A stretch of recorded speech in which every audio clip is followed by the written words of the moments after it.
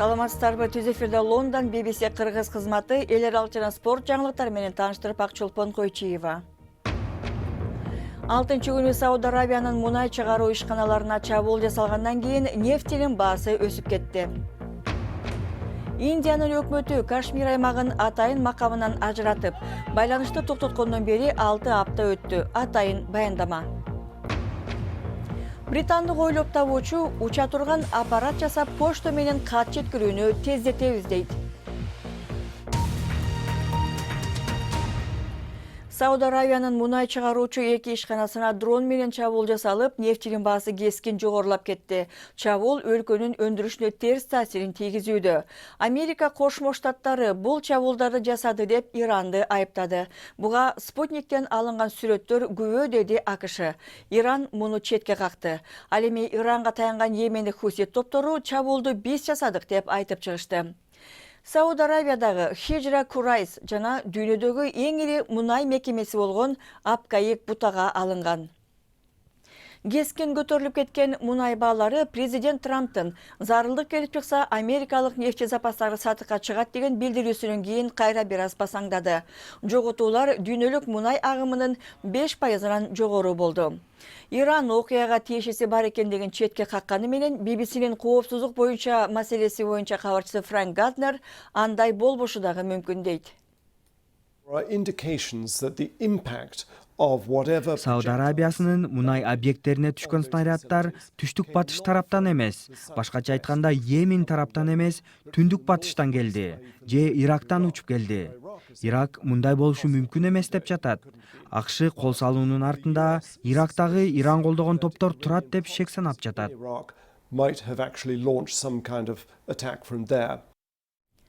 Сауд Арабиядагы чабуулдан кийинки кесепет тууралуу жана башка орчундуу кабарларды уюлдук телефон аркылуу интернет сайтыбыздан окуңуздар. Ал үчүн биздин дарек bbc.com /кыргыз.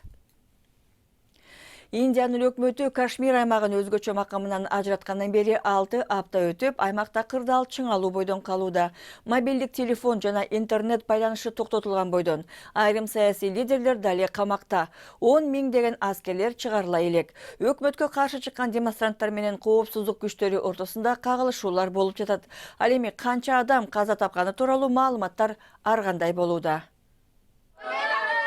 Дагы бир үй бүлө тунуулун акыркы сапарга узатууда. Апасы баласын жоготконуна ишене албай сыздап турат. Асрар Ахматхан 17 жашта болчу. Ал мыкты окуган студент болгон жана крикет ойногонду сүйчү.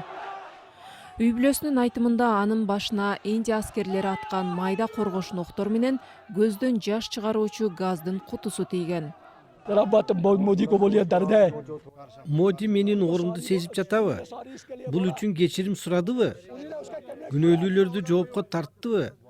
Эртең мындан дагы көп адам өлүшү мүмкүн. Бүгүнкү күндө Кашмирде жоопкерчилик деген жок.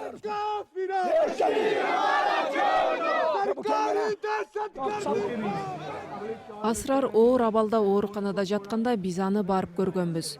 Өспүрүмдүн өлүмүнүн себеби Кашмирдеги карама-каршылыктуу маалыматтардын символу болуп калды. Дарыгерлердин айтымында ал майда октон жана көздөн жаш агызуучу газдын кутусу жарылгандан көз жумган. Бирок Индиянын күчтөрү Асрарга өкмөт күчтөрүнө каршы чыккан демонстранттардын ташы тийгенин айтат. Соңку айда Кашмирде көз жумгандар жана жараат алгандардын саны боюнча ар түрдүү маалыматтар чыгып келет.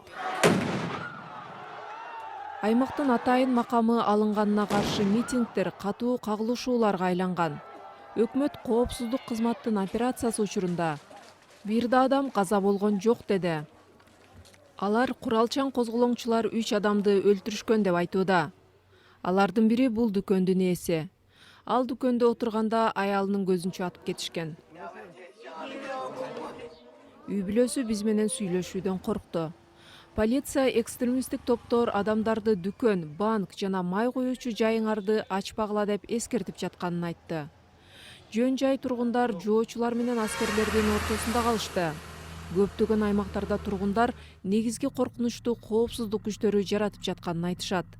Алар кишилерди жада калса балдарды да мыйзамсыз кармап кетишүүдө.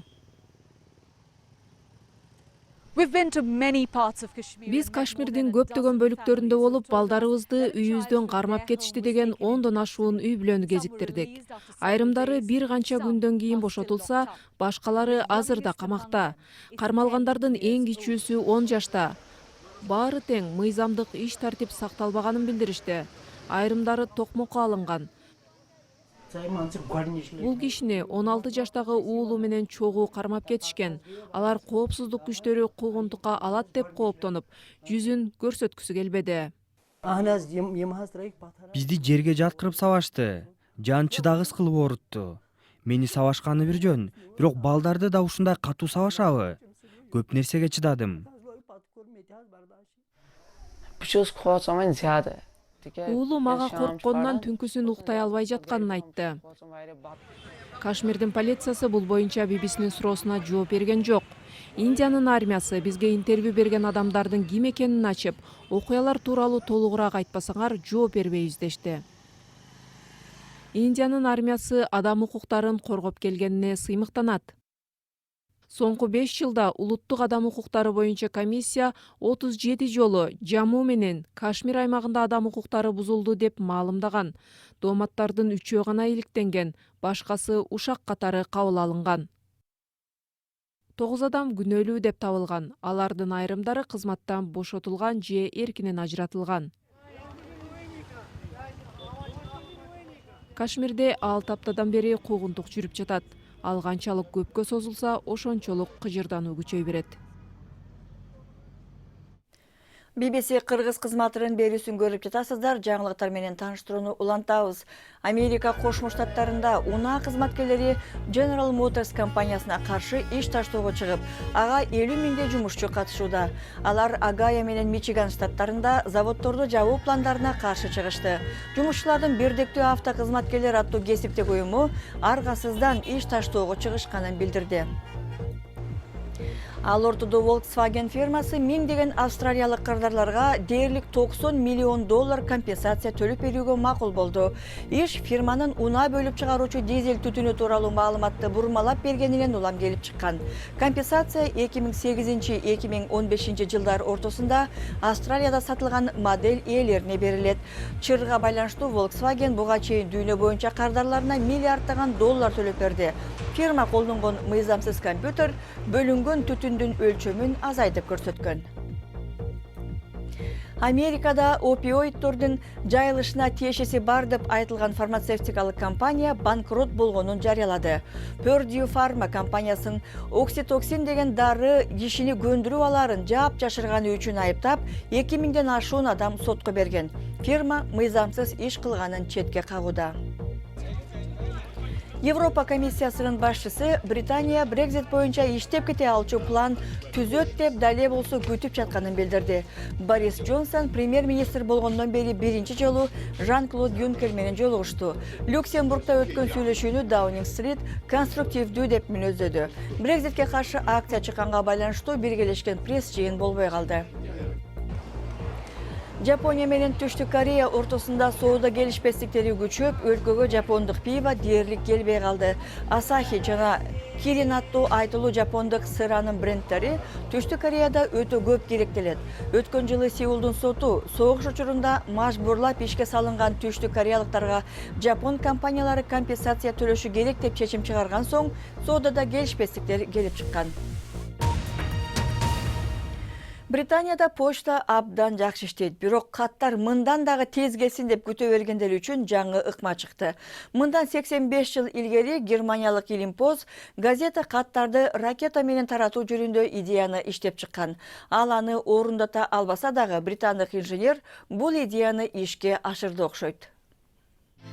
Бул жеткирүү кызматынын эң эле экстремалдуу түрү болушу мүмкүн. Бирок поштоочу сыноодон өткөргөн биринчи жагдай болсо керек. Мындан туура 85 жыл мурун германиялык бизнесмен каттарды ракета менен жеткирүүнү кыялданган. Бирок Жерард Зукердин Англиядан Isle of Wight аралына каттарды ракета менен жеткирүү планы ишке аскан жок. 1934 жылы ракета учурулуп, бутага жетпей жерге кулап түшкөн. Бизнесмен коопсуздук көйгөйлөрүн жаратууда деген негизде өлкөдөн чыгарылган. Ал ракета менен каттарды учурууну пландаганбы? Же ракета менен каттар жеткирилип жатат деп маркаларды сатып, акча жасоону каалаганбы? Анын чыныгы планы эмне болгон? Дагы бир инноватор бул миссияга кызыктар болду. Ричард Браунинг ракетанын ордуна суунун үстүнөн учурчу жабдык же реактивдүү кийим колдонууну чечкен. Аралыктан башкарылган жана учуп кеткен ракетаны көп башкара албайсың. Ал эми өзүң реактивдүү кийим кийип, өзүң учуп баратсаң, анда кеп башка го дейм. Бул жогорку деңгээлдеги жеткирүү. 1934-жылы башталган нерсени аягына чыгарып көрөлү.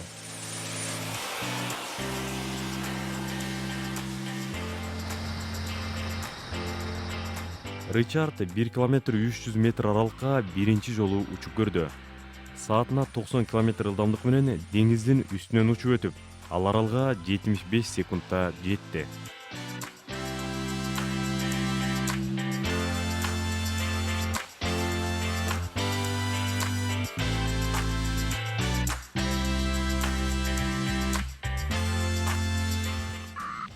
Ричард жерге аман-эсен конуп алды.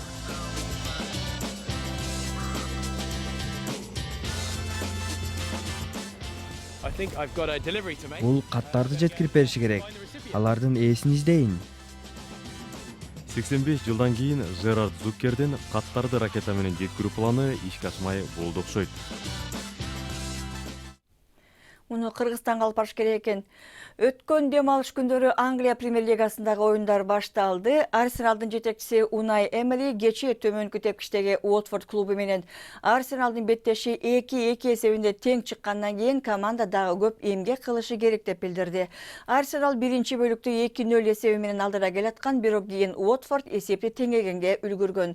Ливерпуль Ньюкаслды 3-1 эсебинде утуп, 100% катар келаткан жеңишин камсыздады. Бүгүн Астон Вилла болсо West Ham Unitedди кабыл алат.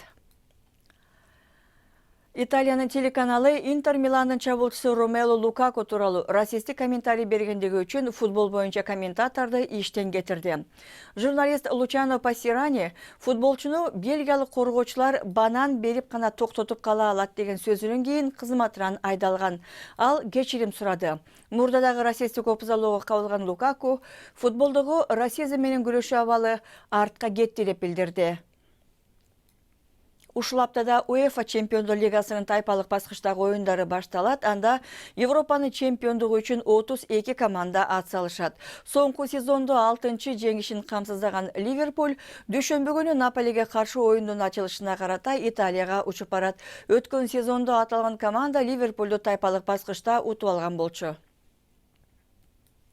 Манчестер Юнайтеддин дарбазачысы Дэвид Де Гея жаңы келишимге кол коюп, клубда 2023 жылга чейин кала турган болду. Мурунку менеджер Алекс Фергюсон аны Атлетико Мадридтен 2011 жылы сатып алгандан бери Де Гея Юнайтед тарабында 367 оюнга катышып, клубдун 2013 жылы Премьер-лиганы, 2016 жылы FA кубогун, 2017 жылы Европа лигасын утуп алышына салым кошкон. Жаңылыктардын соңунда дагы футбол тууралуу. Демейде футбол таймаш учурунда талаага буюм ыргытканда абдан жаман көрүшөт. Бирок Нидерланддагы оюн учурунда буга жакшы эле карашты. Анткени Адо Ден Хаагдын бүйөрмандары миңдеген жумшак оюнчуктарды ыргытышкан. Анткени бул жактагы Роттердамдын ооруканасындагы балдарды оюн көрүүгө атайын алып келип, аларга оюнчук берүү салтка айланып калды. Бул жана башка жаңылыктар биздин интернет сайтыбыздын башкы бетинде турат. Биздин дарегибиз bbc-kyrgyz.com сайтыбыздан эл аралык жаңылыктарды окуп, бүгүнкү радиосу дагы уксаңыздар болот. BBC жаңылыктарын Facebook, Twitter жана YouTube'дан дагы табууга мүмкүн. Ал үчүн бизди BBC Кыргыз деп издеш керек. Программаны ушул менен жыйынтыктайбыз. Аны алып барган Акчулпун Койчиева. Эфирде кайра жолукканча саламатта болуңуздар.